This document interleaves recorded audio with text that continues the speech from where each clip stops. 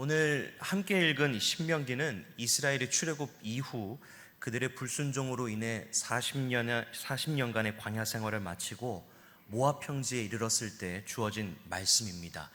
이스라엘이 하나님께서 약속하신 가나안 땅을 목전에 둔 때 주어진 말씀이기도 합니다. 당시 모압 평지에 남아있던 이스라엘 백성들은 출애굽 당시 어리거나 태어나지 않았던 출애굽 1.5세대 혹은 출애굽 2세대 사람들이었습니다. 그렇기 때문에 모세는 이제 곧 가나안 땅에 입성할 출애굽 후세대들이 그들의 조상들처럼 불순종하지 않고 하나님의 규례와 법도를 잘 지킬 수 있도록 신명기 말씀을 통해 다시 이스라엘 백성들을 가르치기 시작합니다. 특별히 모세는 오늘 본문에서 과거 이스라엘이 두려움에 사로잡혀 하나님을 온전히 믿지 못하고 하나님 앞에 저질렀던 이 불순종을 회고함을 통해 역설적으로 하나님께서 그들보다 앞서가시며 그들의 인도자가 되신다는 사실을 가르쳐주고 있습니다. 오늘 본문에 기록된 이스라엘을 향한 모세의 가르침을 통해 이스라엘보다 앞서가셨던 하나님, 그리고 그들에게 은혜를 베푸셨던 하나님을 만나는 귀한 시간 되기를 간절히 소망합니다. 하나님께서 이스라엘보다 앞서가시며 베푸셨던 은혜는 어떤 은혜일까요? 첫 번째로 보호해 주시는 은혜입니다. 오늘 본문 30절과 31절 말씀을 다시 같이 한번 좀 읽어보겠습니다. 시작. 너희보다 먼저 가시는 너희의 하나님 여호와께서 애굽에서 너희를 위하여 너희 목전에서 모든 일을 행하신 것 같이 이제도 너희를 위하여 싸우실 것이며 광야에서도 너희가 당하였거니와 사람이 자기의 아들을 안는 것 같이 너희의 하나님 여호와께서 너희가 걸어온 길에서 너희를 나누사 이곳까지 이르게 하셨느니라 하나. 아멘. 하나님께서 이스라엘보다 앞서가시며 그들에게 베푸셨던 첫 번째 은혜는 이스라엘을 보호하시는 은혜였습니다.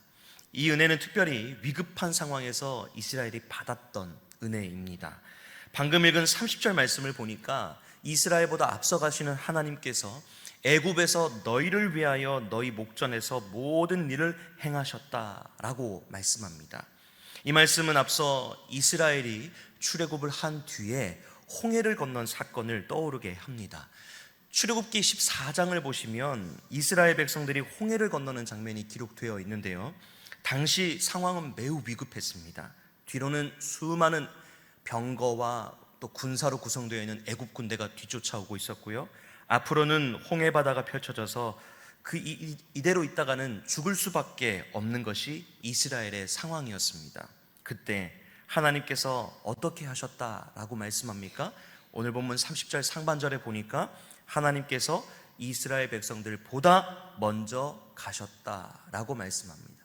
즉 그들이 그토록 두려워했던 앞에 놓여진 이 홍해 바다를 사실은 모세가 지팡이로 가른 것 같지만 하나님께서 갈라주시고 하나님이 먼저 그들보다 앞서 건너가셨다라는 것을 의미합니다. 성경에서 물속으로 들어가는 것은 죽음을 상징합니다. 그러니 하나님께서 이스라엘 백성들보다 홍해를 앞서 건너가셨다라는 것은 하나님께서 이스라엘 백성들을 자신의 생명을 걸고 지키시겠다라고 하는 보증의 행위였던 것입니다. 하나님께서는 그렇게 이스라엘보다 앞서가시며 그들을 보호하셨을 뿐만 아니라 30절 하반절에 말씀하는 것처럼 이스라엘을 대신하여 싸우심으로 애굽으로부터 그들을 완전하게 건져내 주셨습니다. 그렇게 홍해를 건넌 이후에도 이스라엘을 향한 하나님의 보호하심은 끊이지 않았는데요, 오늘 읽으셨던 31절 말씀 한번 보시겠습니까? 31절 말씀 보니까 광야에서도 하나님은 이스라엘 백성들을 안전하게 지켜주셨습니다. 여러분, 광야가 어떤 곳입니까? 광야는 먹을 물과 마실 물이 부족하고 또 추위와 더위로 인한 어려움이 많은 곳입니다. 어디 그뿐이겠습니까? 짐승과 독충들로 인한 위험이 도사리고 있는 곳이 광야, 즉 어느 한순간도 마음의 평안이라고는 있을 수가 없는 곳이 바로 광야입니다. 생명의 위협을 받는 것만큼 위급한 상황이 어디 있겠습니까? 그러한 상황들이 가득했던 곳이 광야라는 것이죠. 그런데 31절 말씀은 그런 광야에서 이스라엘이 하나님께로부터 보호를 받았는데 그 받았던 보호를 가리켜 사람이 자기의 아들을 안는 것 같이 하나님께서 안으심으로 그들을 보호해 주셨다라고 말씀합니다. 여러분, 부모가 자녀를 낳을 때 대충 안는 부모가 어디 있겠습니까? 품에 꼭 품어서 모든 위험 요소로부터 보호받을 수 있도록 안지요. 혹여나 떨어뜨릴까봐 오른팔로 왼팔로 감싸고 안는 것이 우리 부모가 자녀를 안는 모습이 아닙니까? 그리고 또 안는다는 것은 단순히 보호만을 의미할까요? 그렇지 않습니다. 안는 사람의 입장에서 안는 행위는요, 위급한 상황이 생길 때 자신이 대신 그 위험을 감수하겠다라고 하는 의미의 행동이죠. 즉, 하나님께서 이스라엘을 안으셨다라고 하는 이 표현에는 하나님께서 자기 백성인 이스라엘 백성들을 대신해서 모든 위험을 담당하시겠다라고 하는 은혜와 사랑이, 이 사람이 자기 아들을 안는 것 같이 하나님께서 그들을 안으셨다라고 하는 그 표현에 녹아져 있는 것입니다. 모세는 지금 과거 출애굽부터 오늘 이 목전에 약속의 땅을 둔 지금까지 하나님께서 이스라엘을 대신하여 싸우셨고 그들을 보호하셨던 것을 회고하면서 출애굽 2세대들이 이 은혜를 잊어버리지 않고 모른 척하지 않고 그들의 조상들처럼 불순종하지 않고 현재 눈앞에 보이는 두려움에 사로잡히지 않고 오직 앞서가시는 하나님, 보호하시는 하나님, 또 인도하시는 하나님을 신뢰하기를 바라며 유언과도 같은 이 메시지를 전하고 있는 것입니다. 사랑하는 여러분, 우리도 삶을 살아가다 보면 여러 난관들을 만날 때가 있습니다. 광야 같은 곳을 지날 때 그런 시간들이 있습니다. 도저히 내 힘으로는 감당할 수 없을 것 같은 문제와 어려움들이 물밀듯 밀려오는 그런 시간들도 경험하기도 합니다. 그럴 때면 때때로 오늘 본문에 회고된 과거 이스라엘 백성들처럼 문제가 주는 두려움, 상황이 주는 두려움, 난관이 주는 그 두려움에 사로잡혀 무엇을 해야 할지 알지 못해 갈팡질팡하는 것도 사실입니다. 그럴 때 오늘 본문은 우리의 눈앞에 놓여있는 문제와 위급한 상황들을 보지 말고 오히려 뒤를 돌아보아 지금까지 하나님께서 우리보다 앞서가시며 어떻게 우리를 보호해 주셨는지를 헤아리라고 말씀합니다. 간절히 바라는 것은 위급한 상황과 문제에 그 자체에 우리의 눈과 마음에 빼앗기지 않기를 바랍니다. 어려움이 다가올 때마다 지금까지 하나님께서 우리보다 앞서가시며 또 우리를 보호하셨던 그 은혜를 기억함으로 문제와 상황이 주는 두려움이 아닌 우리의 인도자 되시는 하나님만을 온전히 신뢰하는 저와 여러분 다 되실 수 있기를 간절히 소망합니다. 두 번째로 하나님께서 이스라엘보다 앞서가시며 베푸셨던 은혜는 어떤 은혜일까요? 바로 인도하시며 책임지시는 은혜입니다. 오늘 읽으셨던 본문 33절 말씀을 다시 같이 한번 읽어보겠습니다. 33절입니다. 시작. 그는 너희보다 먼저 그 길을 가시며 장막 칠 곳을 찾으시고 밤에는 불로 낮에는 구름으로 너희가 갈 길을 지시하신 자이시니라. 아멘.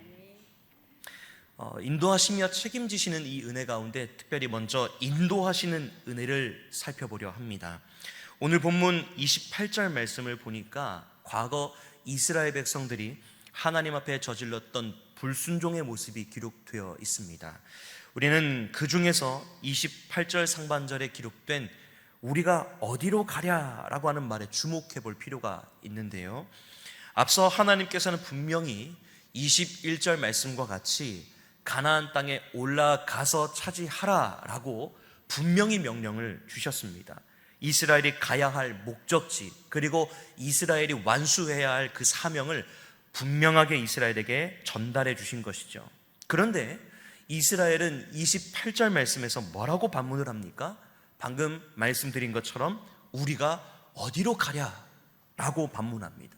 마치 자신들이 버림을 받아 인도자를 잃어버린 것처럼 하나님께서 제시해 주시지 않은 것처럼 듣지 못한 자처럼 그렇게 반응하죠. 여러분, 그러나 이스라엘의 이러한 반응은 엄청난 오해이죠. 이렇듯 두려움에 사로잡혀 하나님을 원망하듯 반문하는 이스라엘에게 모세는 오늘 본문 33절 말씀과 같이 하나님께서 이스라엘을 어떻게 인도하셨는지를 세세하게 말합니다. 33절 말씀 보니까 그는 너희보다 먼저 그 길을 가시며 라고 말하며 다시 한번 이스라엘 백성들이 자신들의 힘으로 길을 개척하는 것이 아니라 하나님께서 그들의 갈 길과 걸음걸음을 개척하시고 인도하신다라고 하는 것을 강조합니다. 그러면서 하나님께서 앞서가시며 이스라엘에게 베푸셨던 은혜를 낱낱이 기록하는데요, 33절 말씀 계속 보니까요, 하나님께서 이스라엘보다 앞서가시며 이스라엘을 위해 무엇을 하셨다라고 말씀합니까? 장막 칠 곳을 찾으시고 밤에는 불로 낮에는 구름으로 너희가 갈 길을 지시하셨다라고 말씀합니다. 당시 유목 생활을 하던 이스라엘 백성들은 항상 이 텐트, 장막을 쳤다가 또 거두고 옮겨 다니고 이런 생활들을 했습니다. 그렇기 때문에 이 장막을 칠 만한 자리를 마련하고 찾는다는 것은 쉽지 않은 일이었습니다. 지금처럼 중장비가 발달하거나 우리가 살고 있는 이 지형처럼 평지가 있거나 그렇지 않고, 방금 말씀드렸던 것처럼 광야를 지난 적도 많지 않습니까? 그러니 이 장막터를 찾는다는 것은 쉽지 않은 일이었습니다. 그런데 그 어려운 일을 하나님께서 이스라엘 백성들보다 앞서 가시며 자기 백성이 장막을 칠 곳을 미리 찾아다니셨다라고 하는 것입니다. 그리고 어디로 가야 할지 방향을 알지 못하는 이스라엘 백성들에게 낮에는 구름으로 밤에는 불로 어디로 가야 할지 친히 방향 또한 알려주셨습니다. 그리고 이 구름과 불은 또 보호를 상징하는데요, 구름과 불이 떠 있으면 하나님이 우리와 함께 하시는구나, 우리를 지금 지켜주고 계시는구나, 그것을 확인할 수 있었던 아주 중요한 표징인 것입니다. 저는 오늘 본문 이 33절 말씀을 볼 때마다 사역자로서 첫걸음을 떼던 때가 생각이 납니다. 신학대학원 입학을 준비하면서 첫 사역지를 두고 기도를 했었는데요, 그때 어떻게 해야 하는지 알지 못해서 무작정 처음 부르시는 곳으로 가겠다라고 기도를 했었습니다. 그런데 기도를 하던 중에 대학원 입학 시험을 얼마 남기지 않았을 때 제 친구가 함께 사역을 해보지 않겠느냐고 요청을 해왔습니다. 너무 감사한 요청이죠. 너무 감사한 요청이고 너무 감사한데 딱 한 가지 걸리는 것이 있었습니다. 그건 바로 거리였습니다.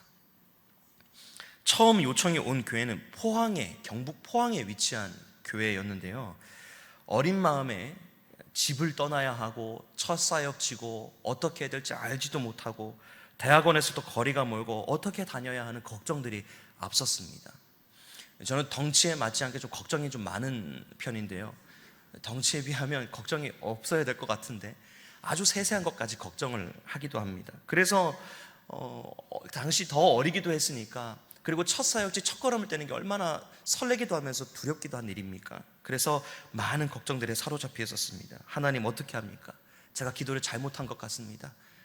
제가 좀 들어보고 기도해보고 결정하겠습니다라고 했었어야 되는데 그저 무작정 처음 불러주신 곳으로 가겠습니다, 그렇게 기도했던 것이 조금은 후회가 되기도 했습니다.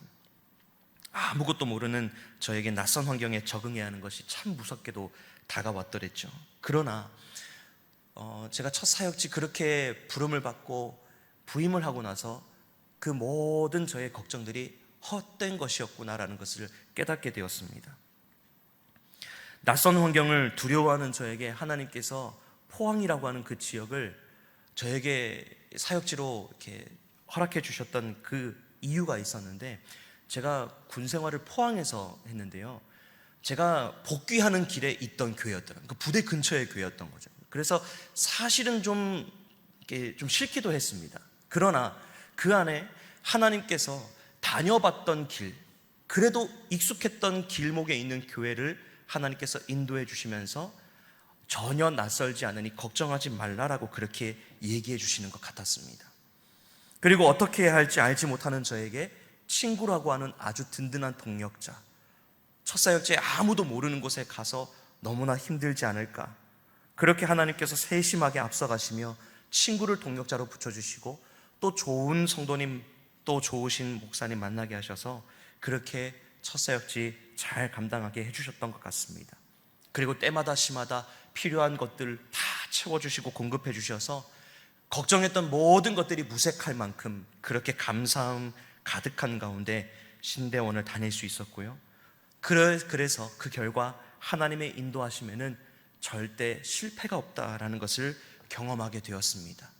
이후에는 하나님께서 또 동력자도 붙여주시고 하나님께서 필요한 부분들 다 채워주시고 하나님께서 이 여린, 이 어리숙한 마음과 모든 부족함들을 다 덮을 만큼 하나님께서 때마다 시마다 또 은혜로 베풀어 주시겠구나라고 하는 확신 가운데 움직이게 되었습니다. 사랑하는 여러분, 오늘 본문에 등장하는 이스라엘 백성들의 모습이 사실 우리에게도 때때로 나타날 때가 있지 않습니까? 우리도 우리의 마음을 울리는 말씀, 들어야만 사는 말씀을 듣고 따르기보다 우리 눈에 보이는 증거를 바라며 우리 눈앞에 또 펼쳐지는 상황과 문제 때문에 하나님의 인도하심과 책임지시겠다라고 하신 그 약속을 의심할 때가 있지 않습니까? 그럴 때 우리는 우리 눈앞에 펼쳐진 문제와 상황에 몰두하기보다 지금까지 걸어왔던 걸음을 돌아봐야 합니다. 왜냐하면 지금까지 걸어왔던 걸음걸음마다 우리를 향한 하나님의 사랑이, 하나님께서 돌보시는 그 은혜가, 앞서가시며 모든 것들을 또 채우셨던 그 은혜가 가득했기 때문입니다. 지금까지 걸음을 뒤돌아보면 우리의 연약한 인생길에 하나님의 손길이 미치지 않은 곳이 없습니다. 때때로 우리의 힘으로 감당할 수 없는 어려움을 만나 외로울 때, 또 힘들 때 하나님께서 우리보다 앞서가시며 우리 대신 문제와 상황을 이겨내게 하셨지 않습니까? 어디로 가야 할지, 무엇을 해야 할지 알지 못할 때 이스라엘에게 불기둥과 구름기둥으로 인도하셨던 것처럼 우리의 발걸음을 친히 인도하셨습니다. 간절히 바라기는 저와 여러분 모두 때때로 우리 눈앞에 펼쳐지는 문제와 상황에 몰두하기보다 지금까지 하나님께서 우리의 인생을 인도하셨던 그 은혜를 기억하는 저와 여러분 될 수 있기를 간절히 바랍니다. 복음성가 중에 나의 등 뒤에서라는 찬양이 있지요. 많은 분들이 아실 텐데요, 그 복음성가의 가사를 보면 우리를 인도하시는 하나님의 은혜가 가득 담겨 있습니다. 우리 함께 찬양을 한번 해볼까요? 나의 등 뒤에서 나를 도우시는 주, 나의 인생길에서 지치고 고나여 매일처럼 주저앉고 싶을 때 나를 밀어주시네. 일어나 걸어라, 내가 새 힘을 주리니. 일어나 너 걸어라, 내 너를 도우리. 아멘. 하나님께서는 그저 광야와 같은 인생길 우리를 덩그러니 버려놓고 앞으로 너 알아서 살아가라, 그렇게 무책임한 하나님이 아니십니다. 마치 우리가 혼자 있는 것 같은 때에도, 외롭게 문제 가운데 혼자 버려진 것 같은 때에도 사실은 하나님께서 우리보다 앞서가시며 우리의 뒤에서 밀어주시고 우리의 앞길의 걸음들을 인도하시며 우리의 인생을 마치 사람이 자기 아들을 안는 것처럼 인도하시며 그렇게 우리에게 은혜를 베푸시는 분이신 줄 믿습니다. 이 은혜를 힘입어 살아가는 저와 여러분 되실 수 있기를 간절히 바랍니다. 두 번째로, 책임지시는 하나님의 은혜를 기억해야 합니다. 삶에서 고난과 역경을 만날 때 우리는 눈을 들어 책임지시겠다라고 말씀하시며 앞서가시는 하나님을 바라봐야 합니다. 오늘 읽진 않았지만 여호수아 3장을 보면 이스라엘 백성들이 정말 이제 약속의 땅 차지하기 위해 첫걸음을 떼는 장면이 기록되어 있는데요, 바로 요단강을 건너는 장면이 나옵니다. 그때 하나님께서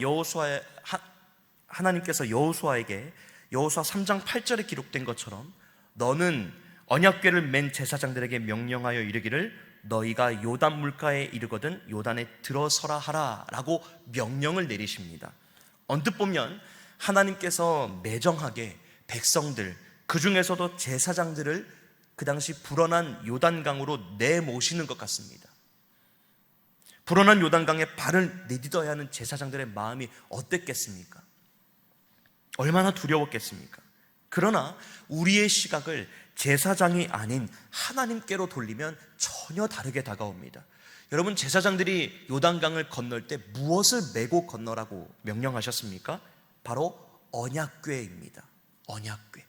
여러분, 언약궤가 무엇인가요? 언약궤는 하나님의 임재의 상징입니다. 즉, 제사장들이 요단강에 물을 내디딜 때 사실은 제사장들이 요단강에 발을 내딛는 것이 아니라 하나님께서 앞장서셔서 요단강에 들어가시는 것입니다. 하나님의 임재의 상징인 언약궤가 요단에 먼저 들어가시는 것은 아마도 이런 광경이었을 것입니다. 모든 백성이 두려워하는 이 불안한 요단강을 하나님은 보란듯이 건너시며 그들에게 내 백성, 내 아들, 내 딸아, 내가 책임질 테니 나의 뒤를 따라오라 라고 말씀하시는 것입니다. 죽음도 두려움도 아무것도 문제가 되지 않으니 그건 모두 내가 다 담당하고 내가 다 해결할 터이니 그저 나를 따라오라 라고 말씀하시는 것이죠. 그런데요, 여러분, 아까 첫째 대지를 살펴볼 때 성경에서 물을 건넌다는 것은 죽음을 의미한다라고 말씀을 드렸죠. 그러니 하나님의 언약궤가 이스라엘보다 먼저 요단을 건넌다는 것이 어떤 의미입니까? 하나님께서 죽음의 자리에 앞장서실 뿐만 아니라 대신 죽음을 맞이하시고 결국 요단을 건너므로 죽음을 이기고 승리하는 자리까지 책임지시겠다라고 약속하시는 것을 의미합니다. 사랑하는 여러분, 이 약속이 어떻게 되었습니까? 우리에게 이 약속이 실로 성취되었죠.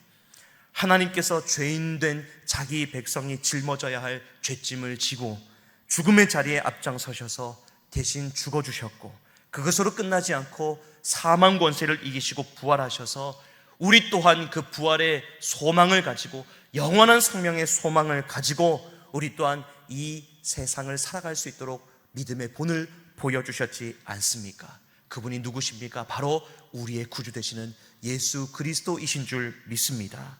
사랑하는 여러분, 이보다 더 큰 은혜가 어디 있으며 이보다 더 확실한 약속 증거가 어디에 있단 말입니까?